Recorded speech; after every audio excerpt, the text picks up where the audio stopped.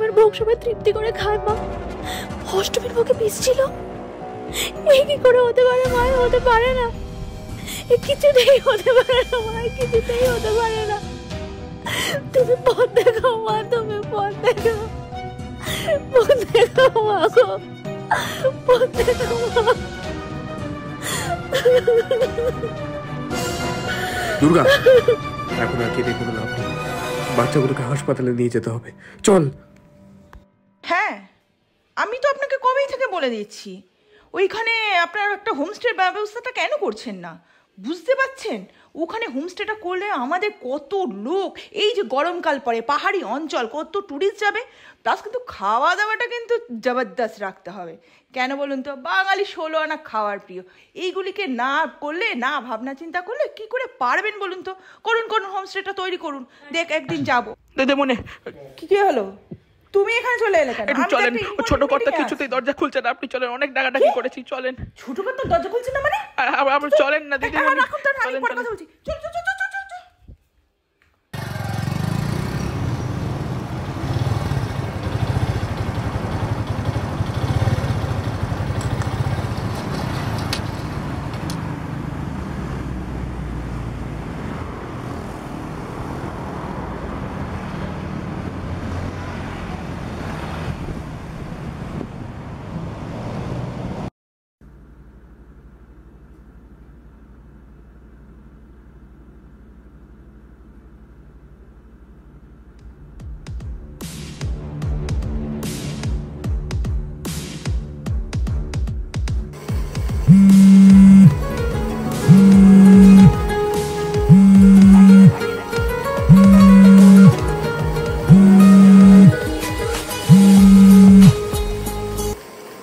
Hello, হ্যাঁ sir. Arjun, যত তাড়াতাড়ি সম্ভব আমার বাড়ি চলে এসো, ফার্স্ট। এটা কি কোনো স্পেশাল কেস? তুমি তাড়াতাড়ি এখানে এসো, সব প্রশ্নের উত্তর পাবে। হ্যাঁ স্যার।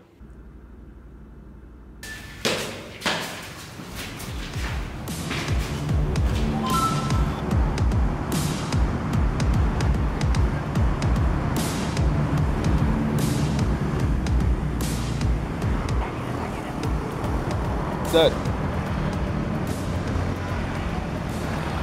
অর্জুন, স্পেশাল কেস, কি হয়েছে স্যার? অর্জুন, কাল রাতে পর্যটন মন্ত্রীর ছেলে খুন হয়েছে। তার লাশটা পাওয়া গেছে তাদের বাড়ির পাশে যে পুকুরটা আছে, আর তার বুকটা চিরে কেউ একটা ধারালো অস্ত্র দিয়ে সংস্কৃত শ্লোক লিখে রেখেছে। পর্যটন মন্ত্রীর ছেলে খুন? কিন্তু স্যার আমি যতদূর জানি এই ধরনের হাই প্রোফাইল লোকজন তো খুব কড়া সিকিউরিটির মধ্যে থাকে। সেটাই তো, সিকিউরিটি তখন কোথায় ছিল? স্যার কপালে কেউ একটা ধারালো অস্ত্র দিয়ে খোদাই করে শ্লোকগুলো লিখেছে। শ্লোকগুলো আমি যতদূর জানি দেবীগুলো। কাল রাতে স্পটে একটা টিমকে আমি পাঠিয়েছি, এবার ময়দানে নামার পালা তোমার। অর্জুন, আপনি চিন্তা করবেন না স্যার, আমি দেখছি।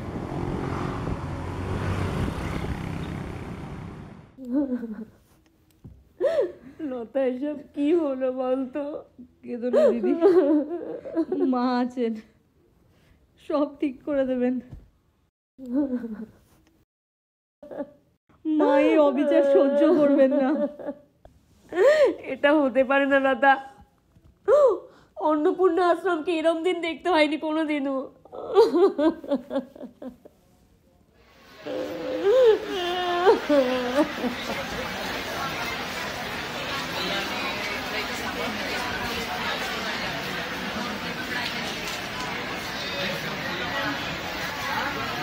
হ্যালো,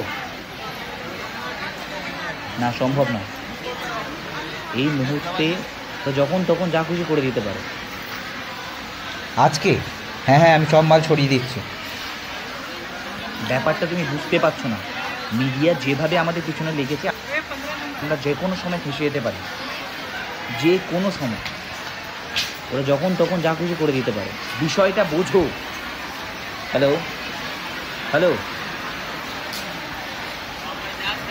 এখানে মনে হয় নেটওয়ার্কের সমস্যা হচ্ছে, আমি তোমাকে অন্য জায়গায় গিয়ে ফোন করছি।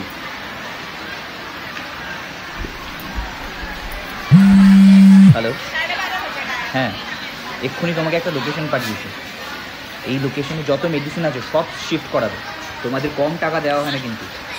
ওকে, কোনো ডাক্তারকে খুঁজে পাচ্ছি না। রাখছি। ডাক্তারবাবু দূরে দাঁড়িয়ে কথা বলুন, বলুন কি হয়েছে? ডাক্তারবাবু, আমরা আশ্রম থেকে আসছি, আমাদের বেশ কিছু ছেলে মেয়ে অসুস্থ হয়ে পড়েছে ডাক্তারবাবু।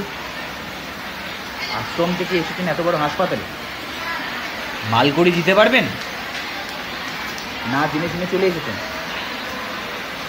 এই হাসপাতালের একদিনের বেড ভাড়া জানেন? আপনাদের পেশেন্ট নিয়ে এক্ষুনি বেরিয়ে যান, বেরিয়ে যান।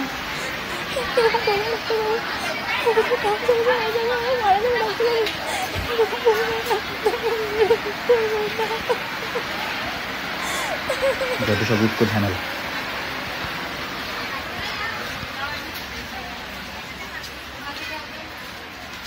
হ্যালো,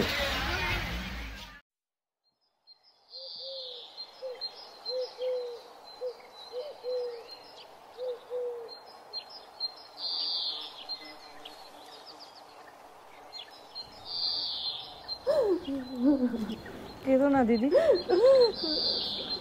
কিন্তু কিন্তু ভোগটা তো দুর্গা রান্না করেছিল দিদি।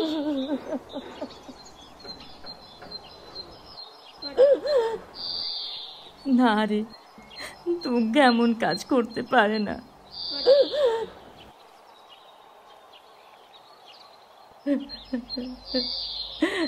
না রে, দুর্গা এমন কাজ করতে পারে না।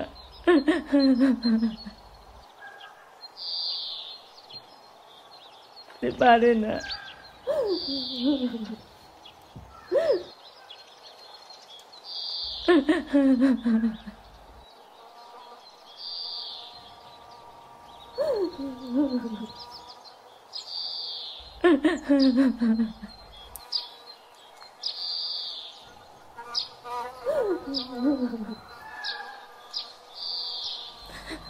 মা আছেন, এর বিচার ঠিক করবেন।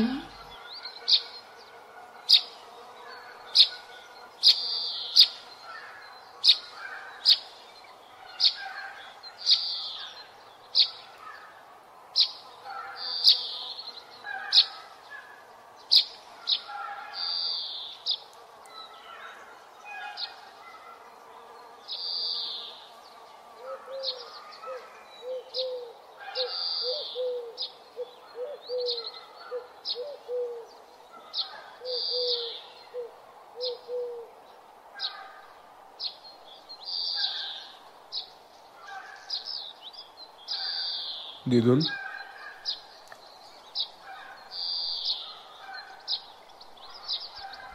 কিরে, ছেলে মেয়েগুলো কোথায়?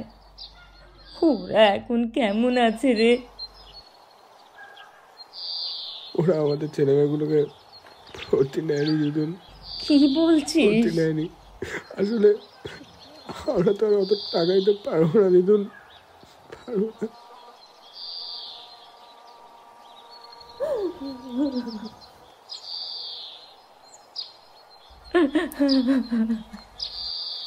হ্যাঁ দিদু, ওরা আমাদের অপমান করেছে। আমাদেরই ভুল, আমাদের তো অত সামর্থ্য নেই। কিন্তু দাও, ওদেরকে আমরা একটা সাধারণ হাসপাতালে ভর্তি করেছি।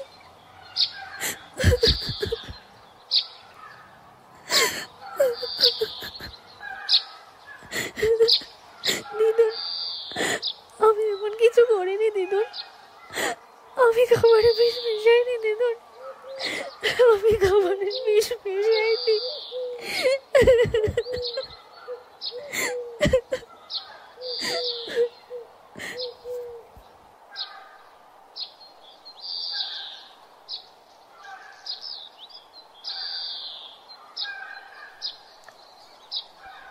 দুর্গা, নবমী পুজোর ব্যবস্থা কর।